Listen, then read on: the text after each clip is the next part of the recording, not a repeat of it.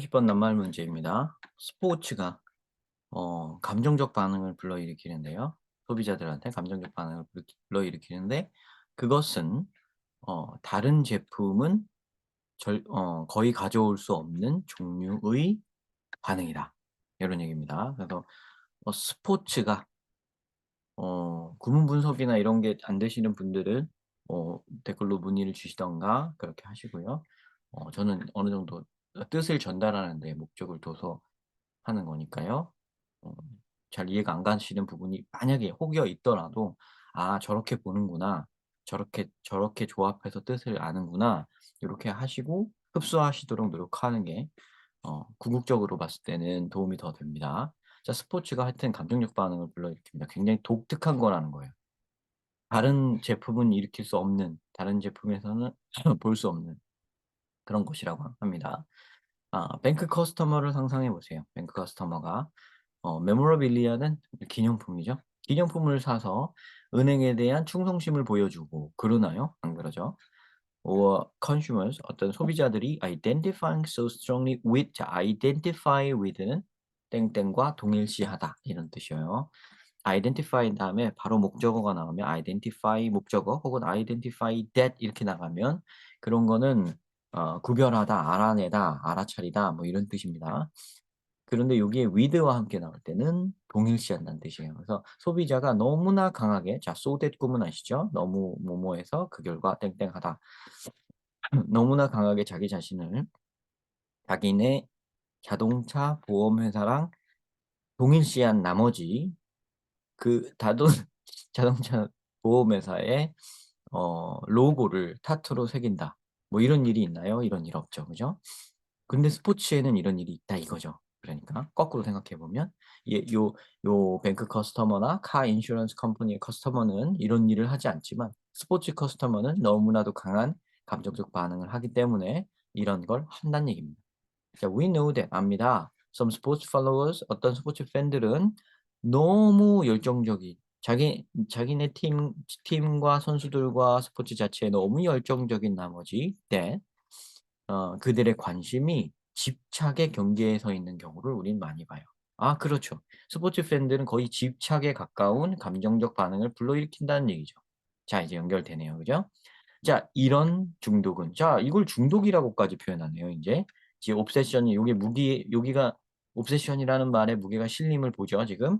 여기에 에너지가 딱 실리는데 그 무게 실린 고거를 똑똑똑 갖고 가면서 다음 문장을 이어가잖아요. 그죠?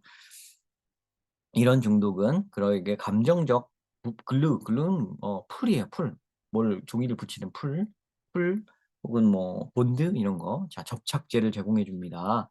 The bind fans to teams. bind는 또 묶어 준다는 거예요. 그래서 팬과 팀을 묶어 주는 어떤 접착력을 제공해 준다는 겁니다. 이런 집착 때문에 팬과 팀이 한데 묶인다는 얘기죠.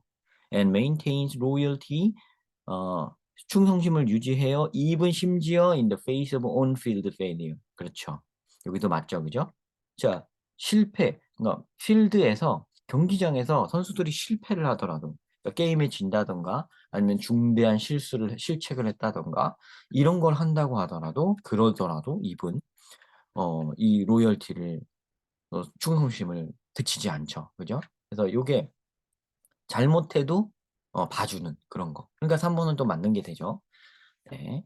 요 이분이 만약에 없으면 이게 헷갈릴 만도 한데요. 이분이 있으니까 아마 확실히 아셨을 거라고 생각합니다. While most managers 대부분의 관리자들이 can only dream of 이 꿈만 꿀 뿐이죠. 이런 고객을 갖기를. 어 스포츠 팬들만큼이나 우리 회사 상품에 열정적일 그런 커스터머를 꿈만 꿀 뿐입니다. 그렇지만 the emotion triggered by sport 스포츠가 일으키는 감정은 어쩔 때는 네거티브 자 부정적인 영향을 갖고 있을 수도 있어요. 자 부정적인 영향이죠. 자 요 부정적인 영향. 자 이제부터는 상황이 달라지는 겁니다. 요때까지는 좀 이제 막 이제 이 스포츠 팬들의 그 감정적 반응이 굉장히 집착에 가까운 강렬한 것이어서 막 엄청 그 뭐 요걸로 타투도 하고 뭐도 하고 뭐 그죠? 이런 게 쭉 나왔었는데요. 이게 좋기만 한 건 아니다. 이게 되게 묻 매니저들이라면 회사의 매니저들이 하면 우리 고객들도 좀 스포츠 팬들처럼 이랬으면 좋겠다라고 할 테지만 나쁜 면도 있다고 얘기를 한 거죠. 그죠? 그럼 나쁜 면이 이제 뒤에부터 나오겠죠? 스포츠의 감정적 강렬함은 이런 걸 의미할 수도 있습니다. 조직이 have strong attachment to the past through nostalgia and club tradition. 자, 그래서 너무 과거에 부착되어 있는다. 우리 조직이 이 조직이 스포츠 조직이겠죠. 네. 그 조직이 과거에 부착되어 있는다. 과거에 대한 향수 때문에, 과거에 대한 전통 때문에, 그죠? 요걸 통해서 과거에 너무나 부착되어 있다, 애착되어 있다. 그러는 거죠. 과거에 너무 집착하는 거는 부정적인 건가요? 네. 뒤에 이제 그런 게 나오겠죠. 그죠? 어떻게 부정적인 얘기지? As a result, 그 결과 그들은 They may increase efficiency, productivity. 아니 이거는 벌써 이거 좀 부정적이라고 했죠 지금. 부정적인 영향을 끼친다 그러고 이 말이 나왔는데 갑자기 효율성 증가하고 생산성 증가하고 그런다고요? 그럼 긍정적이잖아요. 그죠? 벌써 아니죠 뭐. 이건 뭐 아닙니다. 그래서 과거에 너무 집착한 나머지 효율성과 생산성을 저하시킨다고 나와야죠. decrease가 나와야 될 것 같습니다. 그죠? And the need to respond quickly to changing market condition.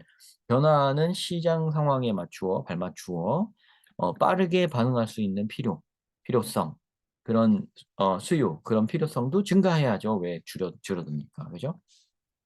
잘못된 겁니다. 자, 그래서 for example 예를 들어서 a proposal to change club color. 클럽 컬러를 좀 바꾸자. 우리 팀 컬러를 좀 바꿔요. 우리 지금 여태까지 빨간색을 썼는데 좀 파란색으로 바꿉시다.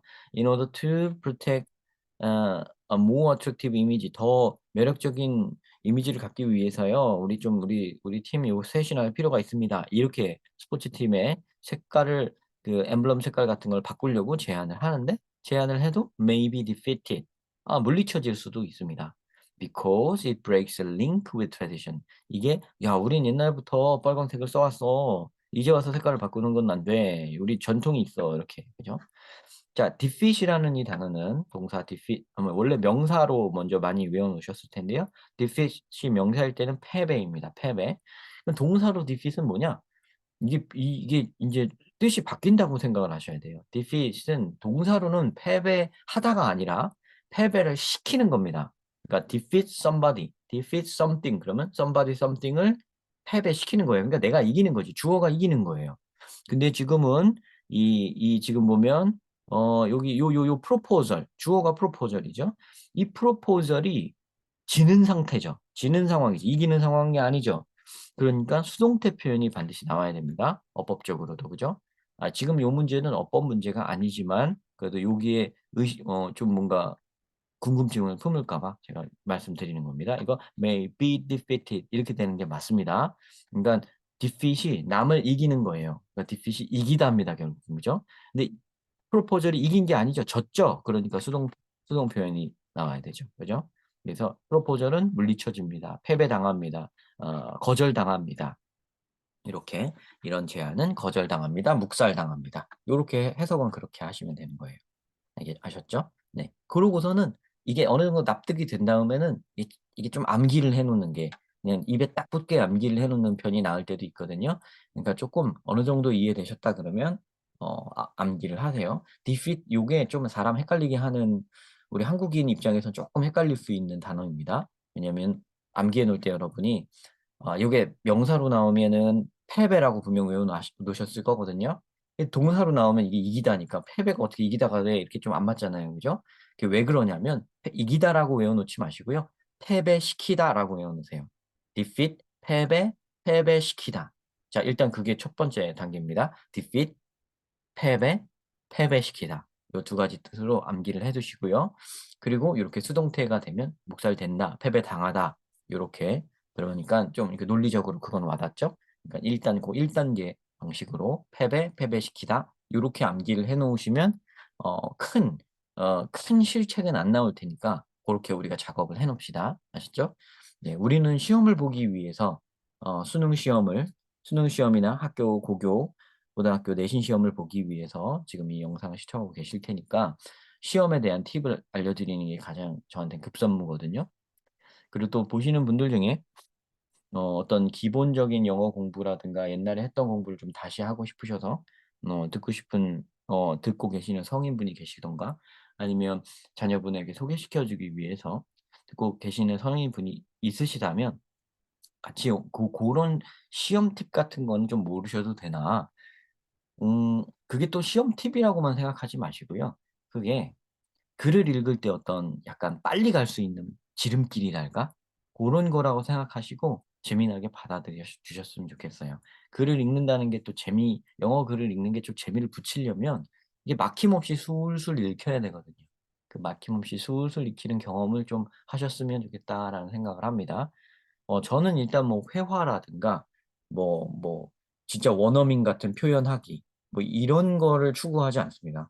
그런 거 없이도 저도 전에 뭐 비즈니스에 사용한다든가 뭐 할 때 그런 거 전혀 중요하지 않았고요. 큰 계약을 딴다든가 뭐 그런 걸 할 때 그게 꼭 필요한 것만은 아닙니다.